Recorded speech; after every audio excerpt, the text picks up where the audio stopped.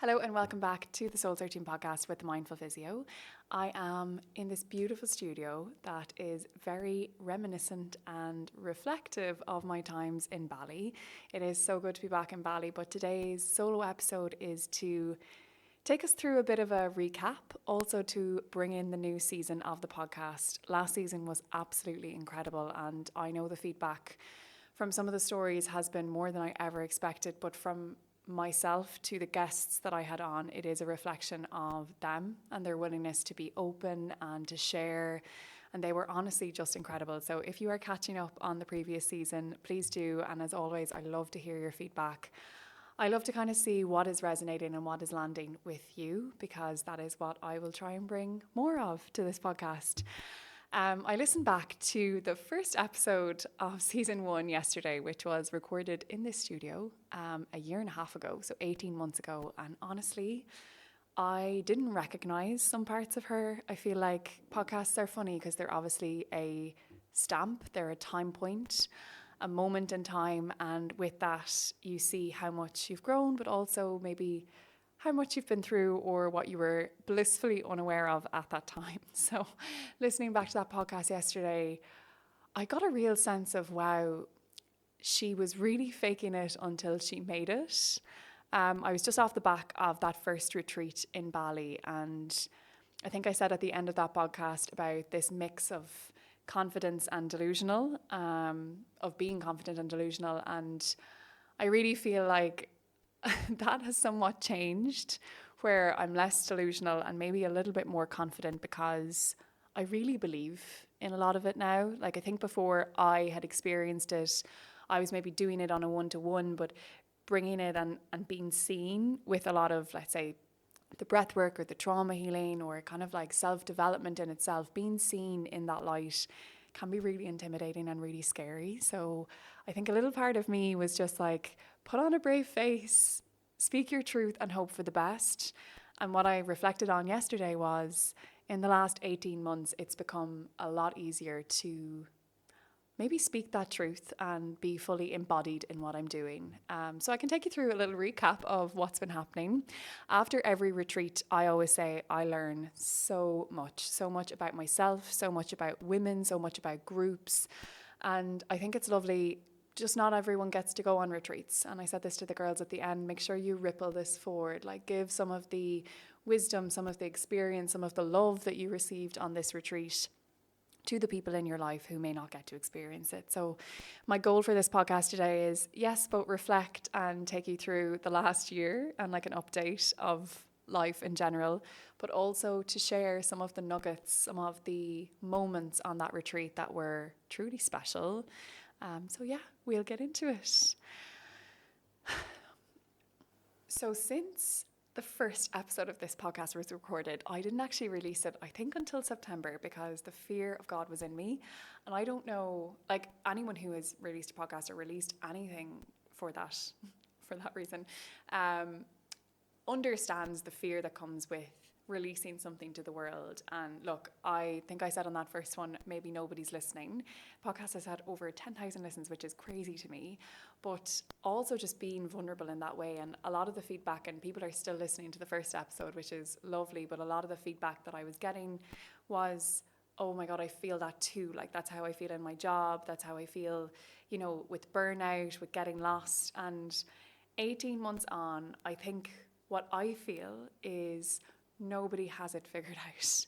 Like, you can be sitting there listening to somebody on a podcast and think, God, she has her life together. And all I will say is, some of the stuff that happened in the last year, I could never have predicted. And when I'm reflecting, it's more my response to a lot of things that I'm proud of rather than the situation happening. And something that came up massively on the retreat was moving from a victim mindset, moving from it's all happening to me to how am I going to respond. And something that I've really taken with me is, like, some things are my fault, for sure. There are situations I have been in, there are, you know, relationships that have broken down, there's friendships that didn't work, and some things are my fault. And I've gotten better, I hope, at putting my hand up and taking responsibility.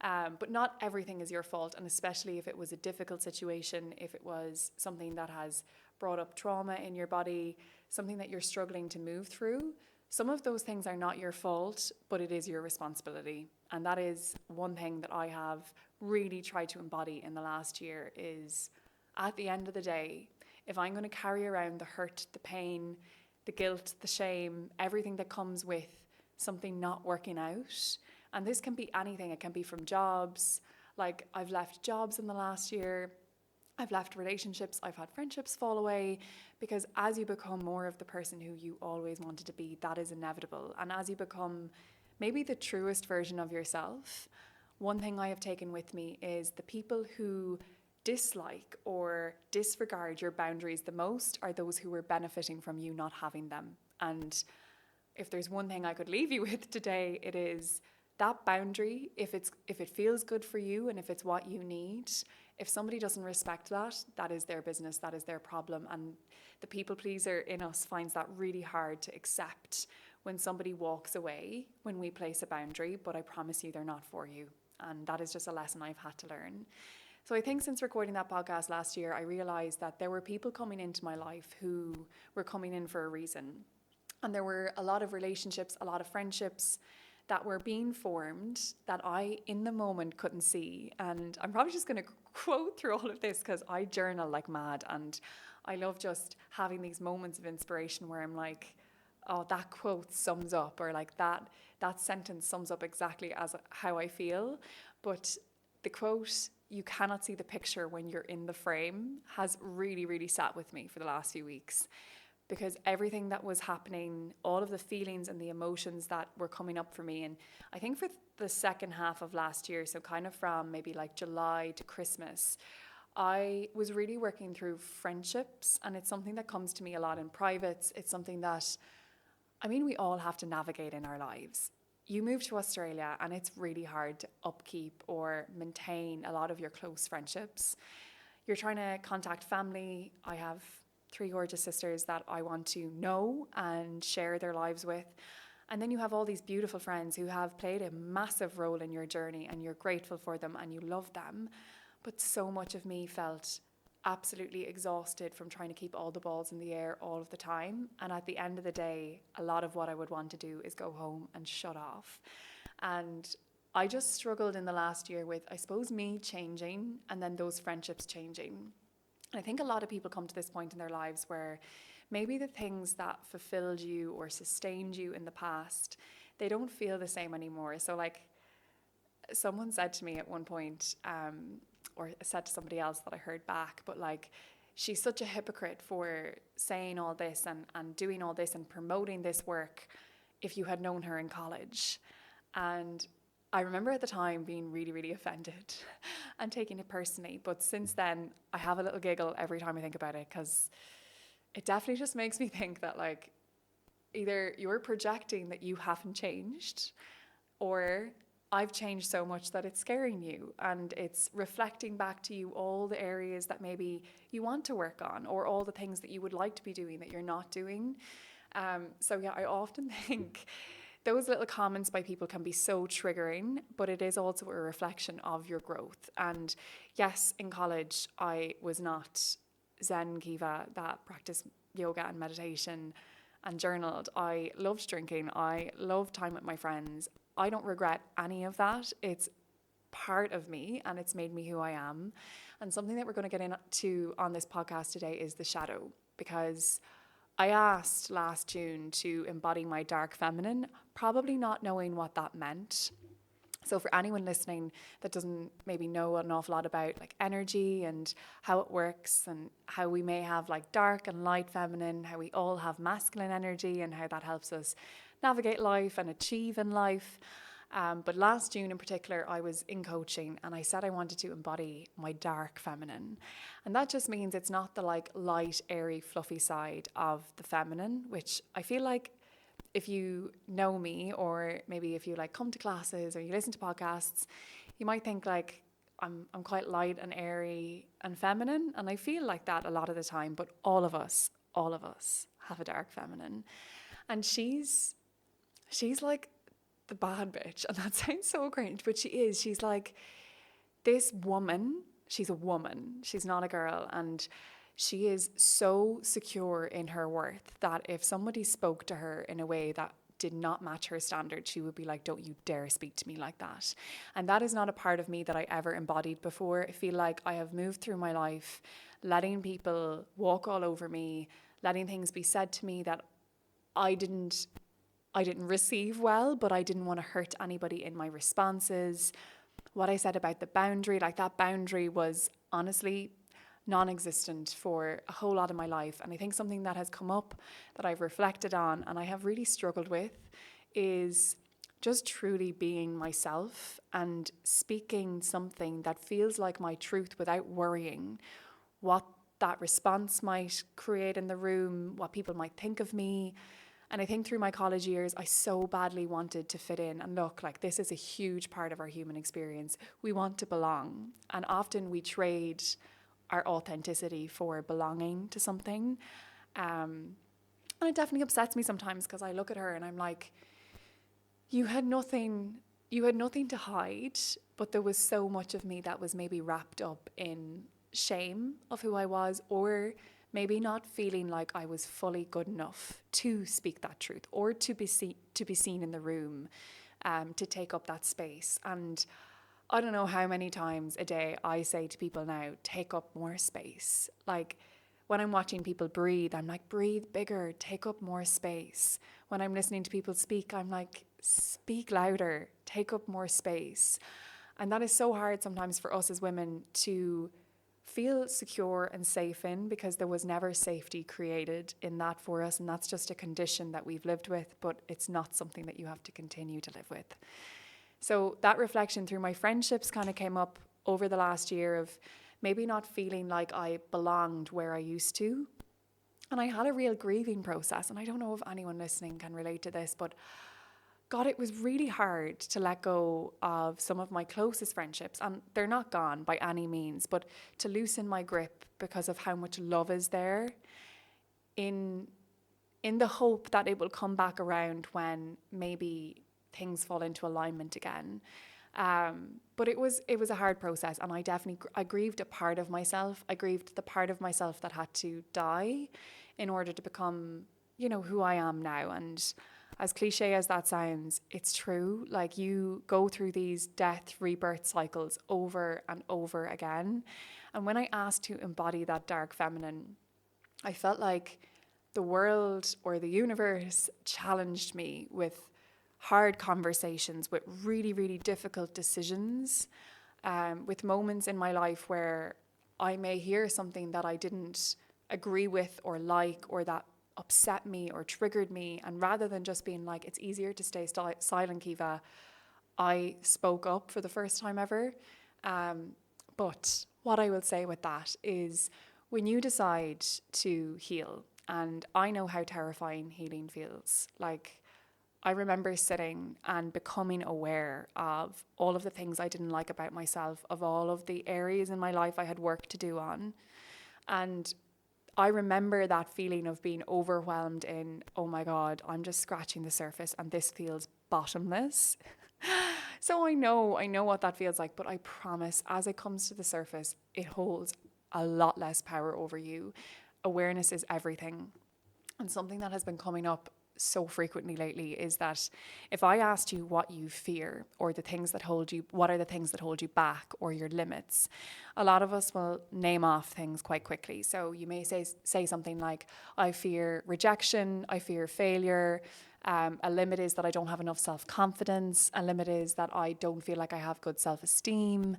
And all of these things come quite easily to people when I ask them, what are your limits, what are your fears, what are your beliefs, something that's holding you back. But something that I have realized while sitting in the shadow, so in the dark side of yourself, in the aspects or the parts of you that you have rejected or you have pushed away, something I have learned from those parts of Kiva is that all of the things I said I fear are just sometimes what label I put on it, what I think I want the world to know about me. So is it really true?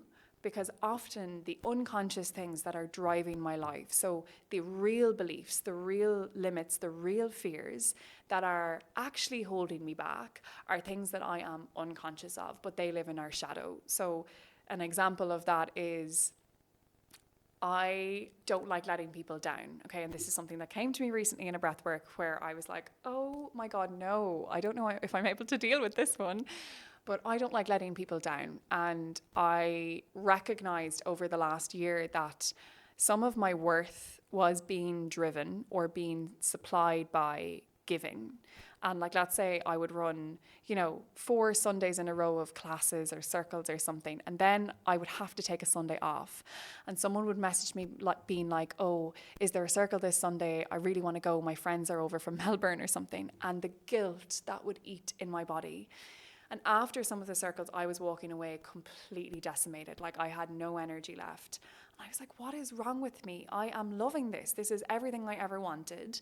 This is the dream, the vision board, and I'm drained. I don't know what's wrong. There's something wrong with me.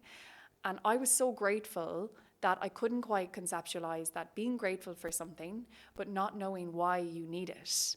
They're two different things. So what I mean by the unconscious beliefs ruling you, and it's like that quote by Carl Jung, until you make the unconscious conscious, it's going to rule your life and you'll call it fate. That is so true. Because what I have noticed is, let's say in that breathwork, this need to give, this need to help, to support, to provide, to love, and to be the carer in so many situations, I would have said was probably like a fear of not being caring, of not being a good friend, of not being a good sister, a good daughter, all of those things. And I went into a breathwork session, and breathwork just has this fantastic way of taking you out of your ego mind. So if for me, that was all coming through an identity that I've created, an ego that I have around being the carer, breathwork will take you out of your prefrontal cortex. So let's go back a little bit further, access the limbic system, all of the emotions that come with that, and then access the subconscious mind. And it's in the subconscious mind that I found. And guys, when I said this out loud at a group breathwork, people looked at me like, oh, that's rough. I literally had a moment where I saw myself at 17 filling out my CAO. So if you're not Irish, it's like the college application that you fill out where you rank what you want. And I could see myself, I was like a fly on the wall, observing myself filling in the like numbers. So 1, 2, 3, 4, 5 on my CAO. And I remember sitting there and looking at physio, like putting it in the box, whatever the code was for it, and thinking to myself, people will think I'm a good person if I do something that's in the caring profession. And I didn't ever want to admit that that's something that's in my shadow. But when I sat with that and I was like, that's a really big realization to have, that at 17, something in you didn't feel like you were inherently good.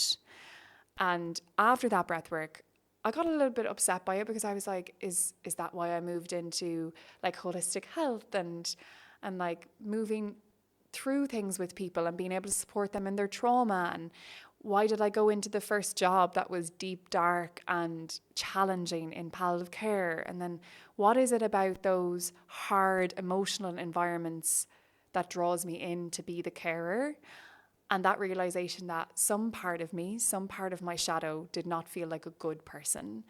And I know that's not true. Like, this is what I say to the girls on retreats, in circles. Is that true? If I was to put a room of, like a jury in front of you, a room of people who are completely objective, if I ask them, is that statement true? Are you a good person? They're going to say, obviously you're a good person. There's nothing, like, all of the things that you've done, they're human experiences. The mistakes that you've made, they're human experiences. It's part of your process.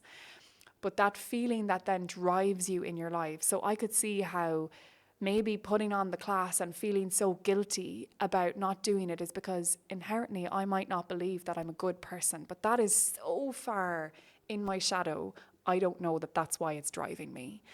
And this is the whole process of healing and moving through your shadow and the parts of you that you've repressed or suppressed or rejected. It's literally just sitting with, what do I not like about myself? And how can I tell her that that's not something that is her whole self? That is not something that's broken. That is not something that needs to be fixed.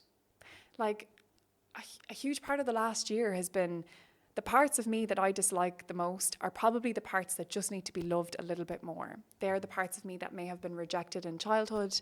They may have been rejected by my peers in school. They may have been rejected by boyfriends, by work. And like when I think about it, I think about like sensitivity, like how sensitive I was. And I can remember a teacher in school telling me to stop crying and to grow up. And I did not cry in school again. And I was so embarrassed when something like that would happen to me, that now when I cry, and I cry with people, I cry for people, I cry for myself. Something I read recently was, if you haven't had a gratitude cry recently, you're not in receiving mode. And I was like, Jesus, I never thought about it that way. If you're not having big emotions, you're not experiencing a big life. And that's not to say that if you don't experience big emotions that you're not living your best life. I'm not saying that, but I'm just saying if you are the type of person who experiences everything in depth and you're sensitive and you're open, that comes on a spectrum of, I'm going to experience the really, really shit things, and then I'm going to experience the joy and the elation and the love and the bliss. But in order to get both of those things, I've got to be willing to sit on either end of that spectrum. So that was just a huge learning, a huge lesson. And I know at the end of the day now, as a fully resourced, aware adult, that I am a good person. But Kiva at 17 didn't know that. She didn't have the life experience. She didn't have the proof. And probably things that she did at that time made her think otherwise. And look, every single person listening has things that they wish they hadn't done. They have sentences they wish they hadn't said. They had fights or like breakdowns of relationships, of friendships, of family relations that they wish they could go back and change. And rather than sitting in the victim of, I'm carrying the hurt, I'm carrying the guilt, I'm carrying the shame, it's how can you alchemize it? And this was a huge theme on the retreat. So one of the days I was just saying to the girls that affirmations, and look, like I use affirmations and I have used affirmations. And if you've seen my Instagram, I made a little post on it recently. But saying affirmations, so saying, for example, I am good, I am good, I am good, because that's something that I don't believe. Saying that out loud and not really believing it is like standing in shit and spraying perfume. Like you're not getting out of the shit. You're pretending it doesn't exist and you're just saying something that sounds good, that sounds sweet. So like, I am brave, I'm courageous, I'm strong, I'm confident. Whatever it is, you've got to get to the root of why you don't feel like that in the first place. And being able to go back and look at 17-year-old me and be like, okay, she might have done some stuff around that time that made her feel inherently not good, and that has driven her to a life that is in service of other people, which is an amazing thing to do. Like, I'm not taking away from people who choose that, but look at how other people choose careers and how that may be a projection of, for example, freedom. Like if you felt trapped as a kid because maybe money wasn't something that was affluent at home, and then you chose a career that was going to make you a lot of money, you may be seeking freedom because that's not something you got, and that's something that's in your shadow, being trapped.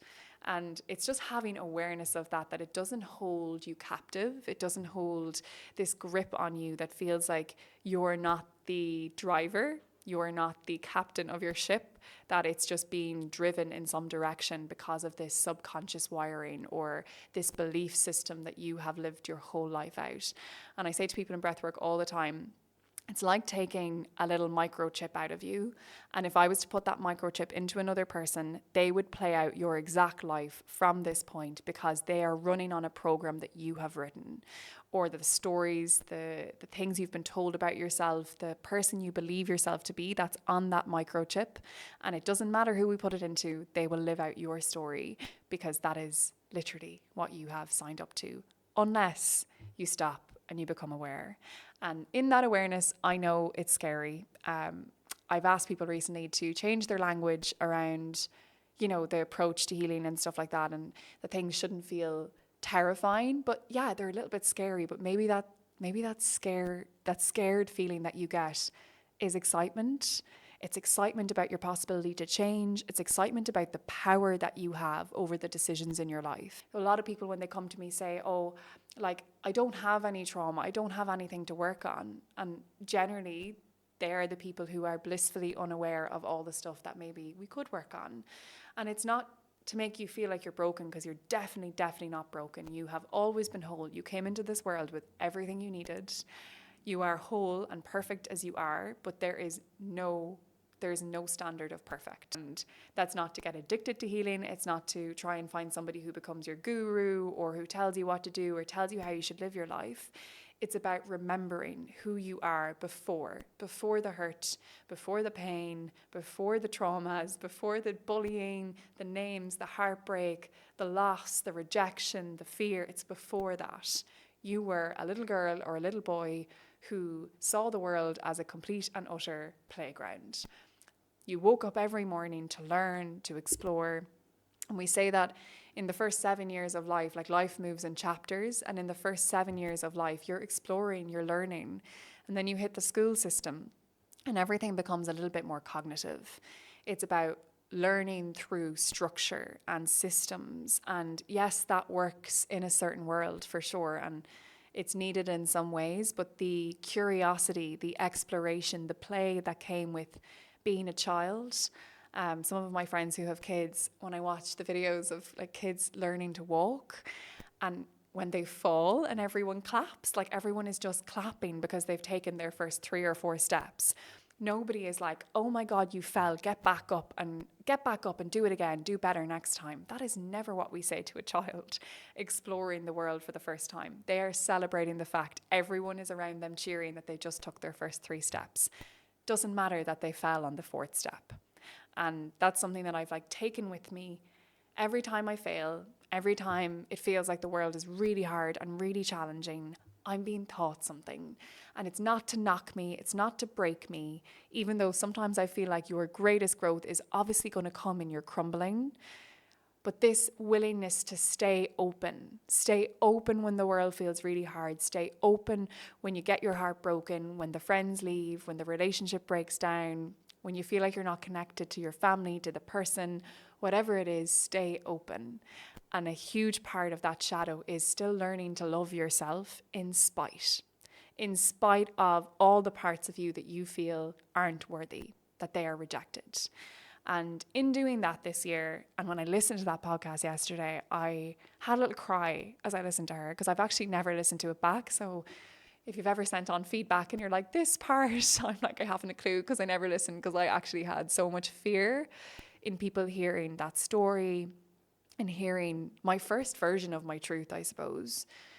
And now I look at myself and I'm like, nothing in my shadow scares me. Like nothing I could say out loud is going to make me worry that you won't like me, because I do not barter my love with anyone. I don't barter my worth with anyone. If something in my story, in my truth, triggers you and you decide that you don't like me or you have an opinion on me, that's absolutely your business, and that's okay. I have not put on this earth to please people, and either were you. And so much of what holds us back is that fear of, what if they don't accept me? What if they don't love me? What if it's not good enough? What if I'm not worthy enough? And honestly, the minute I decided to lean into that shadow, to be like, okay, what's the worst part of me? What's the worst thing that could come up? And look, some of this stuff you'll need help with. Like, I have a therapist, I have a coach, I have people who support me in this, because as you dig these things up, they bring up a lot of stuff from the past.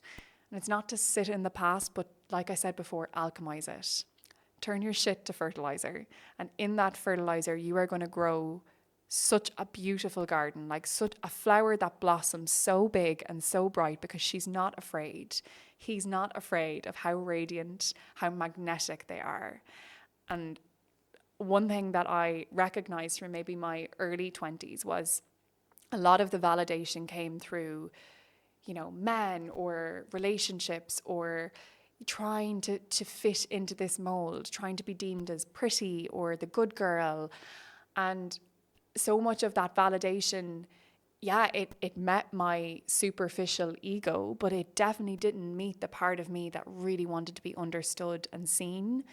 And you can hide behind all of the lovely clothes, the big job, the perfect hair, the perfect face, the perfect body. You can hide behind the food, the like friendships that are on the surface, looks great on Instagram. You can hide behind that for so long, but the mental, the emotional, the past baggage that you're carrying with you is zapping you of the life, of the energy, of the essence that you hold, that you are meant to spread into this world. And I truly believe the minute that you put the baggage down and you're brave enough to open up that bag, open up that suitcase and say, no matter what's in here, I'm not afraid of it.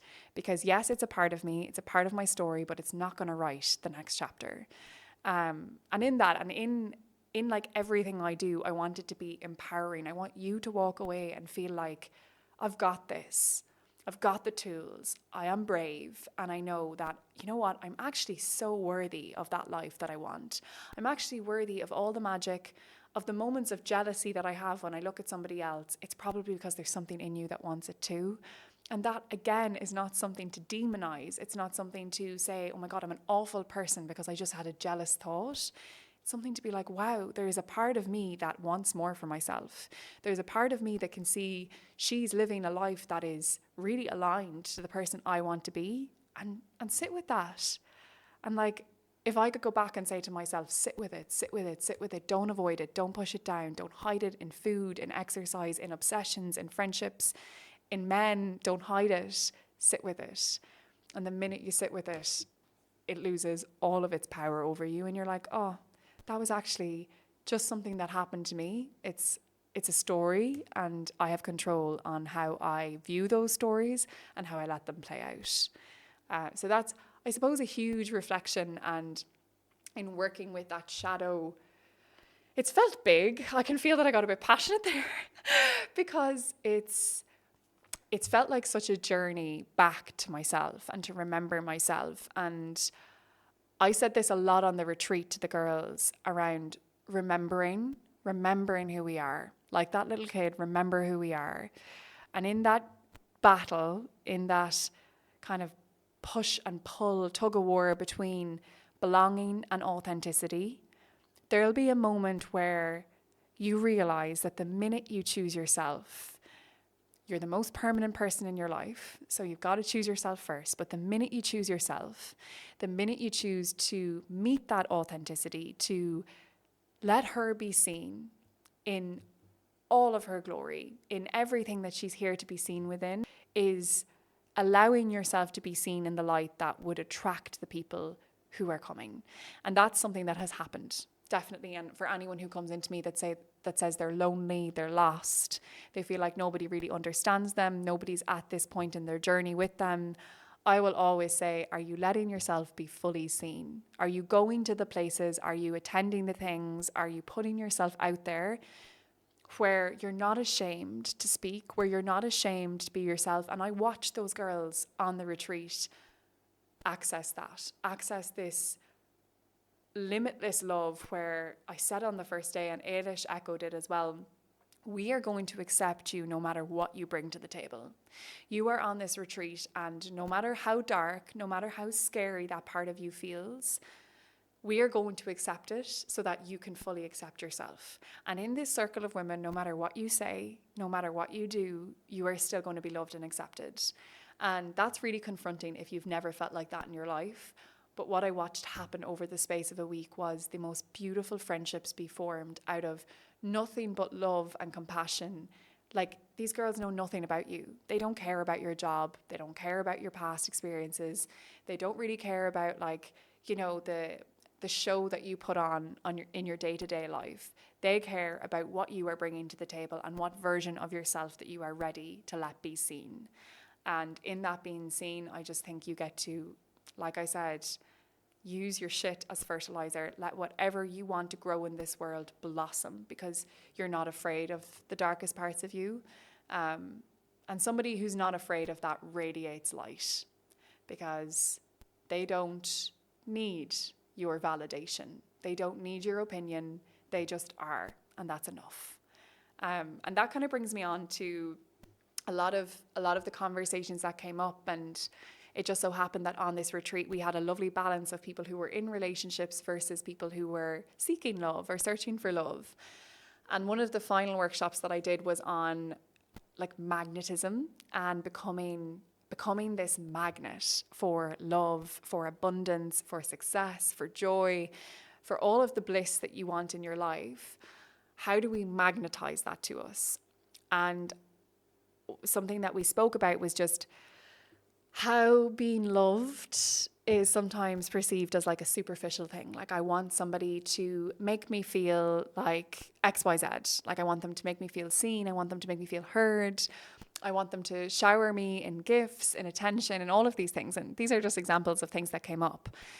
But to be truly loved is to take the time to let somebody see all of you. And if you're not willing to open up those parts of yourself and let somebody see the shadow just because you haven't seen it yet, and that's where the healing that happens when we're single becomes paramount before we get into a relationship. Otherwise, those parts of your shadow will become very evident in the relationship, and you'll have to navigate that together.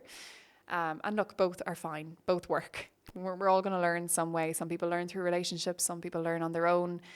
There's no right or wrong way to do anything, but it's just interesting that the part of our shadow that we've rejected, the part of ourselves that we've rejected, is often the part of us that we feel is unlovable, and therefore we try not to show in a relationship. But what I will say is real love, like true, authentic love, is when somebody sees that part of you and says, yeah, I love you in spite of all of that. And that's for you to get really comfortable. And I don't know if I said this on a podcast before, but that whole notion of you need to love yourself before somebody else can love you, I have battled that back before and said, I don't agree, because I think somebody can teach you that those parts of yourself are lovable. And I've definitely seen that in relationships, but you have to be willing to let that part of yourself be seen. And that's the vulnerable part. That's the hard part. And on that retreat last week, we spoke so much about how courage and vulnerability are two of the same thing. It takes so much courage to open your heart, to crack yourself open, to say to somebody what you're actually thinking, to say to somebody, this is a part of me that I really don't like, and I'm going to say it to you and hope that you accept it. And in them accepting it, in them seeing it, you access a whole other level of love, because a lot of the parts of you that you've rejected were rejected by a loved one. They were rejected by a friend that you held in high esteem. They were rejected by a teacher who was your guidance. They were your support system. And in order to reintegrate those parts of yourself, sometimes we've got to let somebody else accept them too. So accept them by yourself, accept them, and let others accept them. And I suppose just sit in it and know that it's all part of your journey. It's all part of you. I've really come to see that I have compassion for the parts of me that have felt like they didn't have a place anymore. And I think it makes you more relatable. Like, someone said to me recently, oh, you said at a circle that your boyfriend, he was gonna kill me one of the days I was being a pain or something like that. And she was like, you're like that. I was like, I'm so human. I have all these human experiences. I'm a pain in the ass some days. But for the most part, I don't hate myself over it. I don't reject myself. And another exercise that we did on the retreat that's really helpful to catch yourself is a lot of women will use our body as a battering ram for our emotions. So that might mean nothing until I explain it. Like, if we feel awful about ourselves, if we do something, even just the example of a breakup, how, you're going through that grieving process after a breakup and it feels so horrendous, but you're so vulnerable in those first few weeks. A lot of us will fall into blaming ourselves for what we could have done better, what we could have changed. If you're the person that made the decision, it's the guilt of making the decision. And within that, a lot of us act out in a way that, again, it's that unconscious behavior. So do you punish yourself with over-exercise? Do you and look, some of these things are not a bad way to cope. They're not bad coping mechanisms, but like restricting food, binge eating, over exercising. It can be finding that love in somebody else, in sex, in whatever it is. Looking at your behaviors, and this is what I spoke about at the very beginning of this podcast. It's that unconscious behavior. I can ask you what you fear, and you might say being abandoned, and that worst thing that you could imagine has just happened. Now, how do you respond? And it's in your response that's where you have all the power. That's where you get to make a decision that you don't do it like you did it before. And yeah, I just, back in Bali, it's a little bit triggering, but very reflective for me, where I see a lot of that journey that I went on, that access to a part of myself that lay dormant for a while. She was always there, but she definitely lay dormant. And myself and Ailish were talking about this on the retreat one evening. She's like, what did you notice about Bali when you came back? Like when I lived here for an extended period of time. And I was like, it was my first time observing people around me. It was interesting to witness how up until that point in my life, I think I was the center of my universe. I was living in my ego. I thought everyone had an opinion of me and that my purpose in life was to make everybody like me. And in that you get completely lost.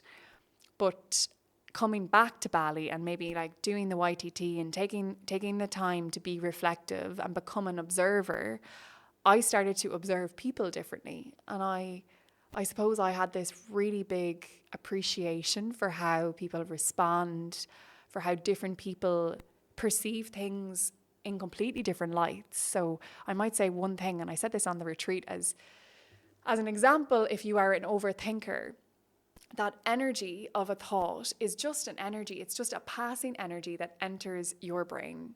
And what you attach to it is specific to your story, to the life that you've lived. So if I sent the same energy to two people, so you and your best friend, and that frequency, that energy enters your brain, and I say something to you, you attach a different meaning to it. So your friend might be completely fine with what I say, but you might be really triggered by what I say. And it's just an example of the story that we're telling ourselves, the story that maybe we have written in our head and then we attach to everything. So it's just question everything. And a beautiful part of yoga is inquiry and experience. How am I trying to learn? How am I trying to explore the world? So I'm going to inquire about it first, get curious. And then how am I going to experience it for myself? So everything I say on a podcast today, you might be like, yeah, that resonates. But how do you make it your experience? How do you integrate it into your life? Because it's meaningless unless you sit with it and explore it. Get curious with what that means to you, how that looks for you. And I think that's where the greatest form of self-development, it's not going to be in another person. Like, it's ironic that if you're listening to this, you're obviously listening to a podcast. And I love listening to podcasts. But knowledge is nothing. Knowledge is not wisdom until you embody it. You've got to sit and embody it. Be like, how can I make myself open to that a little bit more? Maybe live in that space a little bit more. And then you find, oh, that's what's authentic to me. I might agree with what she says, but I don't fully agree because that's not my life. That's not my story. And that's perfectly okay. That is part of your experience. So the last little thing I wanted to touch on today, and it wouldn't be, I suppose, reflecting and telling the story of the last year if I didn't talk through what's coming and how excited I suppose I am to open up to this whole new chapter. If you told me this time last year that I was going to get up and leave Sydney for like 4 or 5 months, I would have absolutely laughed in your face and said, no way, I'm terrified of losing what I've built. And then I just realized I was living in fear. Something that came up on the retreat over and over again was, what would love do? If you are living your life in a perpetual state of fear, if every decision you make is, I'm so afraid of losing them, I'm so afraid of losing it, I'm afraid of being broke, I'm afraid of the risk, I'm afraid of failing, I'm afraid of rejection.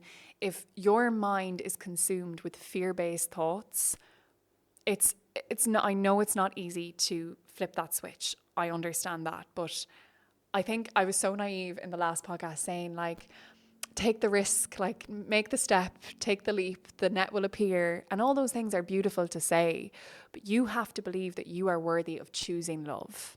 So at every point now, I'm like, okay, fear would keep me in Sydney, because I feel like I have to work like a dog to put out so much stuff that I reach the maximum amount of people, have my week fully booked to be quote unquote successful. That is what fear tells me. But love tells me time with your family you are never going to get back. Getting to spread this at home, to go home and see the transformation that you have had within yourself, but also within a business. That's love. That's what love would do. Like getting to spend time in a place where I haven't been for nearly 3 years, and getting to absorb the love that I have with those people who I've missed and who have missed this massive part of my journey. That's so special. And that's what love would do. It's choosing to go home. And then again in January, there was a moment. So I'm doing my 300 hours and I'm so excited to go on another deep dive healing journey. It's a specialist course, which means that it's going to be even harder than I thought a 300-hour would be, but I'm so excited.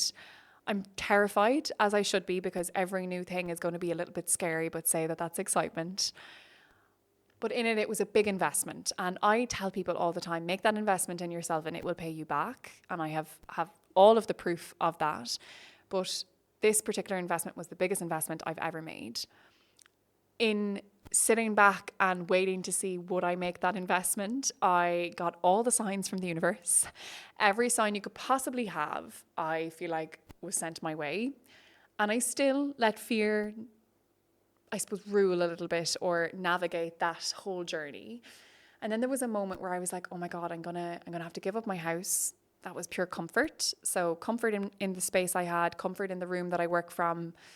Gonna have to give that up to go. And then I'm gonna go home with no real access to income or steadiness or comfort. I'm gonna leave my partner, leave my boyfriend in Sydney, hope that long distance goes okay. And then I was like, right, this is in January. That means that it's going to be pushed out altogether. And I was going to not do it because I was like, that's such a long period of time away. And me this time last year would have chose fear, would have been like, no, put your head down, show up, work hard, all of those things, because that's what fear is driving me to do. But in this situation, love was like, okay, if you go on to that 300 hours and you expand more, you access more of yourself, more of that shadow, more of who you're here to be, and then you come back and you have that moment of rebirth where you show up better. Maybe you do less, but what you do is full of quality. It's full of you. It's full of like authenticity that's coming through your experience. Well, that's what love would do. And that's the love that you're going to get to give and inspire and empower in other people. So the fear of keeping it small, of staying the same, of, I suppose, just comfort as well. I was like, you know what? That comfort zone, you've broken that ceiling before and it paid you back tenfold. You've got to break the ceiling again. So I kind of just sat in that and was like, look, it's a big investment.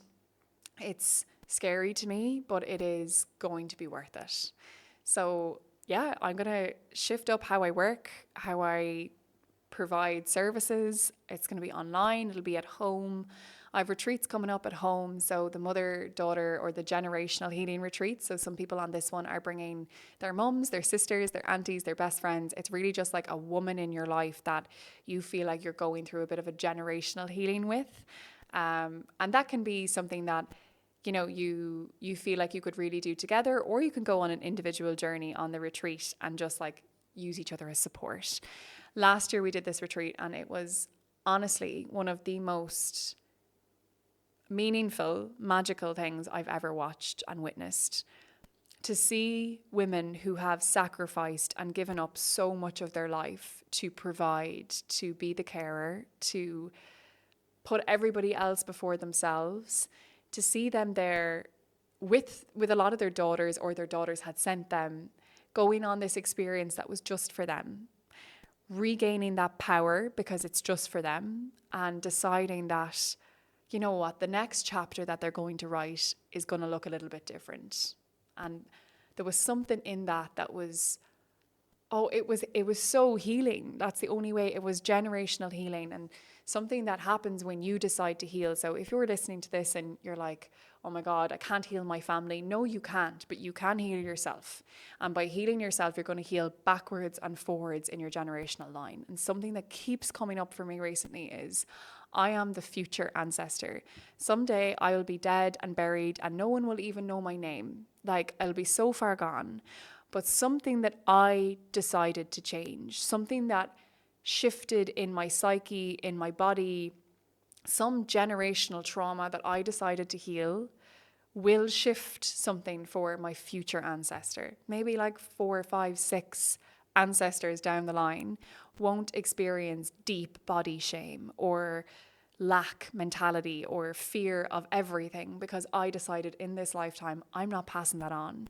And the minute you decide that, it changes something, it shifts something in a quantum reality where everyone who comes after you has access to that space that you lay in, that you opened yourself up to. And I think we're using like 1.5% of our capability, like our genome, our human genome is using about 1.5% of its capacity. Like, you are so limitless. There is absolutely nothing that can stop you when you decide that you don't care. You don't care what people think. You don't care if you fail. You don't care if it all falls apart because you know you have the strength. You have everything within you to rebuild it. And that foundation that you build after a crumbling, it is stronger than anything you've built before.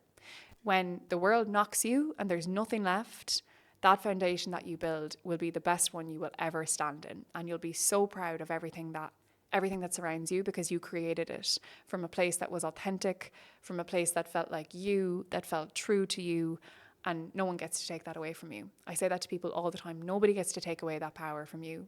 No one gets to take the light that lives in you away from you when you recognize that it's there and how bright it is. And yeah, that's just been a really big part of my journey and a really big part of what I would love to be able to give the world is recognition or remembrance of that essence, of that light, of that power. And when I think about, I know now maybe some males listen to this podcast, but if you think about how women have been destabilized, whether it be through high heels, tiny corsets, tiny dresses, hidden behind makeup, hidden behind work and limits and conditions, and finally the stability, it's shattering. Like, we've been destabilized, but we've been destabilized so much that whatever shaky foundation we were standing on, it's starting to quake. And in that massive earthquake that's happening, something is rippling. I can feel it. I can see it. I'm doing these breathwork trainings and I'm watching these women access a voice that I could see in them. I did that retreat and I said to the girls, we can see this in you. We can see this power, this fierceness, this femininity that is not light. She's not weak. She's not just sensitive. She's embodied. She's emotional, but she's powerful. She's fierce. And we can see that, but sometimes the person who can't see it is you. And in order for you to feel that way, you've got to accept all parts of you. And the minute that all parts of you are in that realm of acceptance, nothing scares you anymore. And the biggest fear that you have in your life is probably you being seen in all of that, in the full capacity that you have. There's a beautiful quote by Marianne Williamson, and I might finish on this today, but it's our greatest fear is not that we are inadequate, it's that we are powerful beyond measure. And every time I think of that, I think, yeah, that is what holds us back. You have been brought up in a world that was made to make you feel small, to make you feel less. And the minute you reclaim that power and you go, you know what, you don't get to decide how I live my life. The people pleasing and the poor boundaries and just this feeling of needing to please or needing to prove something to anyone. You don't need to earn your worth. You do not need to prove anything to anyone. And as you are today, there's nothing to fix. There's nothing broken. There's only so much to realize and remember. And trauma is not something that is in the past as such. It's a somatic memory of a feeling. And that's where when you sit in it, it doesn't feel so intense anymore. And I think a lot of us are afraid of our trauma. We're afraid of going there. But if you're supported and held and you feel safe, so find somebody that makes you feel safe. Invest in yourself, invest in the therapy, in the retreat, in the coaching, whatever you choose as your form of healing. Invest in yourself and trust that that investment is something that you deserve. And I promise you, it will pay you back. I watched those girls on that retreat. It's a big investment. It's a big energetic input and sacrifice in so many ways, but nothing is a sacrifice if it's going to make you more of yourself.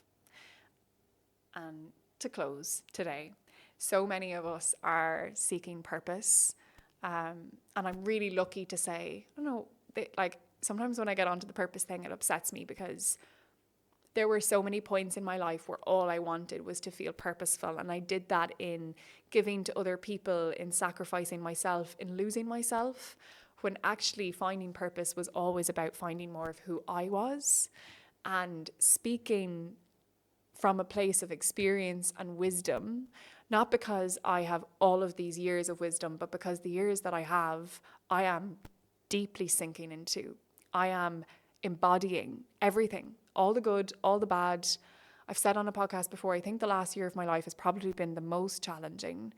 But in that challenge, I know that I am finding out more about myself. And I am discovering more of the power and the resilience that I hold. And then nothing really scares me.